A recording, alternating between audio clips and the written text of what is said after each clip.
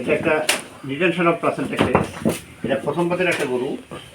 এই গরুটাকে ভালো ক্যালসিয়াম, ভালো ভিটামিন, ভালো খাদ্য দেওয়া হয়েছে, সাথে সাথে একে মেটাবোলাইটও খাওয়ানো হয়েছে।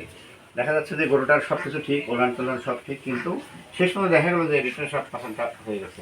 এটা হওয়ার কথা না, কিন্তু এটা হয়ে গেছে। প্লাসেন্টা এইভাবে থাকলে এটা কিন্তু ভালো হয় না, ভালো হয় না। এটাকে অবশ্যই যতদূর সম্ভব বের করে ফেলতে হবে। এখন অনেক ডাক্তার বলে যে এটা নাকি না না ফেললেও চলে, কিন্তু এটা আমি মনে করি যে এটা ঠিক না। এটা বের করে করে ফেলতে হবে, এবং যত বেশি সময় পরিষ্কার করতে হবে করা যায়, তত গাভীটা ভালো ভালো খাবে, ভালো রুচি হবে। আর এটা বের করার পর এটাকে অ্যান্টিবায়োটিক ট্রিটমেন্ট করতে হবে, এবং এক্ষেত্রে সবসময় আমি মনে করি অ্যাম্পিসিলিন গ্রুপের ওষুধ ব্যবহার করতে হবে। সেক্ষেত্রে বিপিলিন ডিএস অথবা অ্যাম্পিসিন ভেট দিয়া 3 থেকে 4 দিন চিকিৎসা করতে হবে। ব্যথার ইঞ্জেকশন 1 দিন বা 2 দিন দিতে হবে, অ্যান্টিহিস্টামিন ব্যবহার করতে হবে। তাহলে কিন্তু এই গরু খাওয়াও বন্ধ করবে না, গরু সুস্থ থাকবে এবং সুন্দর দুধ দেবে।